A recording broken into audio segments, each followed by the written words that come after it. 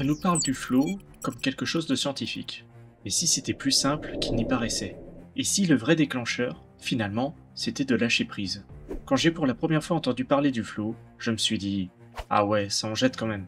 Déjà, on va pas se le cacher, le nom en lui-même est stylé. Ça fait genre super pouvoir tiré de notre animé préféré. Mais en approfondissant le sujet, je me suis aperçu que c'était simple, atteignable et à la portée de tous. Donc maintenant, à moi de te le prouver. Afin de te replonger dans ce qu'est le flow, imagine-toi un instant. Tu es en pleine action. Le temps n'existe plus, ton esprit est totalement clair. Chaque geste, chaque décision te vient naturellement. Plus de doute, plus d'hésitation. C'est comme si tu étais en symbiose avec ce que tu fais. En cet instant précis, tu es dans un état mental où tu es totalement absorbé par ce que tu fais. Si bien que tout disparaît autour de toi. Le stress, la peur, le temps. Seule l'action compte. Et les Japonais ont un terme pour parler de cela. Ils appellent ça le Mushin no Shin. Mu qui signifie absence, le vide, et Shin qui signifie l'esprit, le cœur ou encore la pensée. On peut le traduire en français par l'esprit sans esprit. C'est un terme qui tire son origine du bouddhisme zen, mais aussi des arts martiaux traditionnels tels que le kendo, le karaté ou encore le kyudo. Dans ces disciplines, un point commun. Penser trop est un obstacle. L'esprit doit être vide pour réagir de façon juste et naturelle. Dans cet état, pas de planification consciente, pas de peur, d'hésitation ou encore de colère, pas d'ego qui prend le dessus. C'est un état où le corps et l'esprit sont en parfaite synchronisation.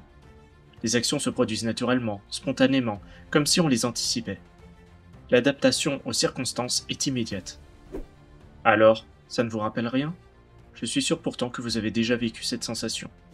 Que ce soit au travail, lors d'activités physiques ou encore lors de loisirs, car cet état peut s'appliquer pour tout. Et il est vrai que c'est un super pouvoir, car une fois plongé dedans, plus rien n'a d'importance. Pas même le temps. Il y a d'ailleurs plusieurs freins qui nous empêchent d'atteindre cet état. L'hyperconnexion.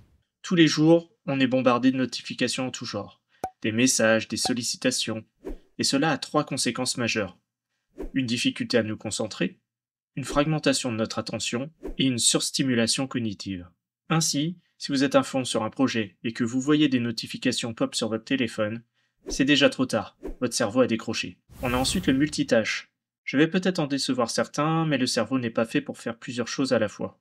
Chaque interruption demande plusieurs secondes pour se reconcentrer. Or, le flow exige une immersion totale. Vous avez déjà regardé un streamer professionnel sur Twitch? Ils sont généralement peu loquaces. Et c'est pas qu'ils ne veulent pas, mais c'est juste impossible d'être au meilleur de ses performances tout en parlant. Nous avons aussi la peur de l'échec. Le flow nécessite une prise de risque et de confiance en ses capacités. Sauf qu'aujourd'hui, on est paralysé par le jugement social, le regard des autres, la visibilité de nos échecs, ou encore l'image de soi. Pour éviter cela, on adopte souvent deux positions. Soit on réalise des choses faciles, comme ça on a toujours du succès, ou alors on se fixe des objectifs inatteignables, comme ça cela rend bien aux yeux des autres. Mais dans les deux cas, cela nous mène immanquablement à un seul résultat, on n'atteint pas le flow. Après, en soi, vous êtes en droit de vous dire mais moi je m'en fous d'être dans un état de flow. Ce que je peux comprendre. Mais en même temps, vous rappelez-vous ce sentiment de bonheur? Car en réalité, l'état de flow n'est-il pas la définition du bonheur? Ce moment où tout est aligné, où toutes les pièces du puzzle s'assemblent, où l'on ne ressent aucun besoin? Certaines personnes le qualifient ainsi. D'ailleurs, elles s'accordent sur certains éléments primordiaux pour atteindre le flow. Tout d'abord, avoir un objectif clair. Le flow, tel que défini par le psychologue Mihaly, eh bien selon lui, cela nécessite un but bien défini. Pourquoi? Parce que le cerveau a besoin de repères précis pour rester concentré et engagé. Si tu ne sais pas où tu vas, ton attention se disperse et tu sors immédiatement du flow. Car sans objectif clair, ton cerveau, qu'est-ce qu'il fait? Eh bien, il hésite, tu ne sais pas si tu progresses, il se fatigue, trop de décisions à prendre en même temps, il doute, est-ce que je fais ce qu'il faut? Et il s'ennuie ou il angoisse, car il n'a ni repère ni feedback. Résultat, tu bloques, tu procrastines, ou pire, tu abandonnes. Il ne s'agit pas de vouloir changer de vie ou devenir une meilleure version de toi-même. Non, ça c'est trop vague. Il faut un objectif immédiat, simple et mesurable. Voici une formule simple. Un objectif clair, c'est une action immédiate, plus un résultat observable à court terme. Par exemple, je vais lire pendant 30 minutes sans regarder mon téléphone. Et cela nous amène à la deuxième astuce. Il faut être dans la zone d'apprentissage. Le flow, c'est cet état entre l'ennui et l'anxiété. L'ennui, c'est ce que l'on ressent lorsqu'on est dans notre zone de confort. Le problème, c'est qu'on ne progresse pas dans cette zone. Pour chercher à atteindre le flow, il va falloir en sortir. Mais à contrario, si vous allez trop loin, trop vite, vous allez tomber dans la zone d'inconfort, avec toute l'anxiété que cela va vous apporter. Mais voici un exemple plus parlant. Si vous avez l'habitude de courir 5 km, vous dire que vous allez courir 6 km lors de la prochaine séance vous donne un objectif clair et qui vous sort de votre zone de confort. Donc cela va vous aider à déclencher le flow.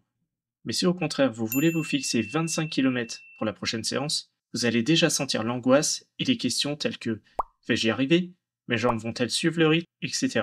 Donc finalement, le flow il s'obtient en se trouvant dans la zone située entre les deux, appelée la zone de progression. Ensuite, il faut faire quelque chose en lien avec ce que l'on aime. Le flow, c'est un état d'alignement total entre ce que tu fais, ce que tu ressens et ce que tu es profondément. Quand tu fais une activité que tu aimes sincèrement, ton cerveau libère de la dopamine. Et ça augmente ta motivation naturelle, ça renforce ta concentration et ça favorise l'entrée dans cet état qu'est le flow. En d'autres termes, le plaisir alimente la concentration et la concentration alimente le flow. Pour se rapprocher de cet état permanent, il convient donc de trouver son ikigai, autrement dit sa raison d'être.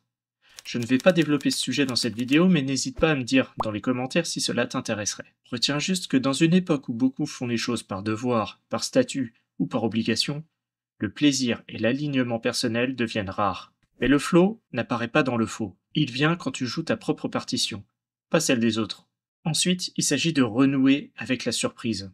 L'objectif est simple ici, casser la routine.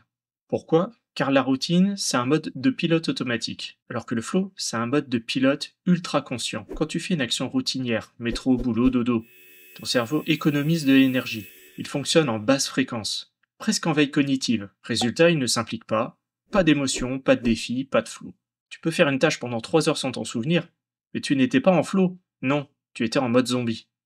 Dans Blue Lock, Izagi, le personnage principal, entre dans le flow quand il casse sa propre routine et s'adapte en temps réel aux mouvements de ses adversaires. C'est l'imprévisible, l'adrénaline qui l'active. Donc alimente ton quotidien de surprises, de moments où tu dois t'adapter à la situation. Et enfin, améliorer sa concentration. Car comme je l'ai dit, le flow, c'est cet état où tu es tellement absorbé dans une tâche que tu oublies le temps, tu n'entends plus rien autour, et tu ne penses même plus à toi-même. Et ça, ce n'est possible que si ton attention est totalement focalisée. En fin de compte, c'est la pleine présence. Et cette présence, c'est la concentration qui la rend possible. La méditation est un moyen qui a fait ses preuves pour tendre vers cet objectif. D'autant plus qu'elle nous permet une chose cruciale pour être dans l'état de flow, vivre dans le moment présent. Pas se ressasser le passé ou penser au futur. Non, juste être là, maintenant. Tu sais quoi? Finalement, le flow, c'est pas un concept mystique réservé aux artistes, aux sportifs de haut niveau, ou encore aux moines bouddhistes. Le flow, on l'a déjà vécu, on l'a même en nous, mais on l'a perdu à force de vouloir tout contrôler. Imagine maintenant une situation très simple. Tu es en face d'un lion. En une fraction de seconde, ton cerveau cesse de penser. Tu n'analyses plus, tu n'anticipes plus. Ton corps s'active tout seul. Ta vision se concentre, ton cœur bat plus vite, tu cours. Chaque muscle sait ce qu'il a à faire sans que tu aies besoin d'y réfléchir. C'est ça le flow, l'instinct pur, la fusion avec l'instant. Et si on ne peut, heureusement, pas croiser des lions tous les jours, on peut recréer cet état de clarté, de présence, de puissance. Et ce, quand on arrête de se disperser, quand on fait ce qu'on aime, quand on ose sortir de la routine. Et surtout, quand on s'engage vraiment. En fait, je retire ce que j'ai dit. Le flow, c'est pas un super pouvoir, c'est juste un retour à l'essentiel.